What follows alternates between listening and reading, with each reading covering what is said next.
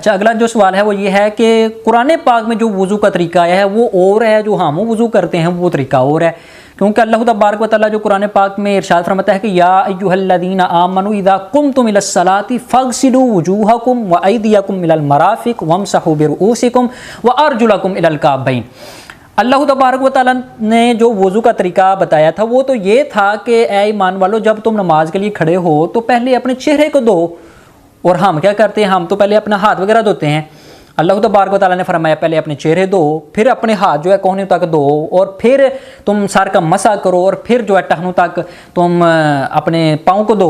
लेकिन हम जो वज़ू करते हैं वो हम पहले क्या करते हैं, हम पहले हाथ धोते हैं।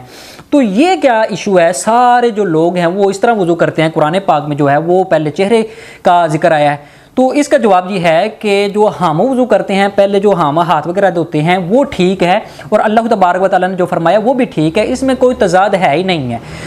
देखें, मिसाल के तौर पर ये जो हाथ धोना है ये नबी करीम अलैहिस्सलातु वस्सलाम की सुन्नत है। आप अलैहिस्सलातु वस्सलाम पर कुरान पाक नाज़िल हुआ है, तो आप अलैहिस्सलातु वस्सलाम हमसे बेहतर जानते हैं कुरान पाक को। तो आप अलैहिस्सलातु वस्सलाम ने पहले चेहरे नहीं धोया, बल्कि आप अलैहिस्सलातु वस्सलाम ने पहले हाथ मुबारक को धोया है। हाँ, ये बात अलग है कि अगर हाथ वगैरह हम नहीं धोते, सीधा जाकर हम चेहरे को धो लेते हैं, फिर यहाँ तक हाथ धोते हैं, फिर मसा करते हैं और टखनों तक पाँव धोते हैं, तो इससे वज़ू हो जाएगा। क्योंकि अल्लाह तबारक व तआला ने ये 4 फ़र्ज़ बयान कर दिए, ये 4 फ़र्ज़ ही हैं। बाकी जो हम हाथ धोते हैं, कुल्ली करते हैं, नाक में पानी डालते हैं, नाक साफ करते हैं, तो ये जो सारी चीज़ें हैं ये सुन्नत में आता है, और ये सुन्नत पर अमल करना भी ज़रूरी है। देखें, एक बंदा है वो वॉशरूम से आया है, तो उसने पहले हाथ धोने हैं, तो तब जाकर वो अपना क्या नाम कुल्ली करेगा, और फिर नाक में पानी डालेगा, और फिर चेहरा धोएगा। लेकिन एक बंदा है जो वो अभी मतलब कि वॉशरूम से आया है, उसके हाथ गंदे हैं, तो क्या ख्याल है कि वो सीधा अपना मुंह धोना शुरू कर देगा?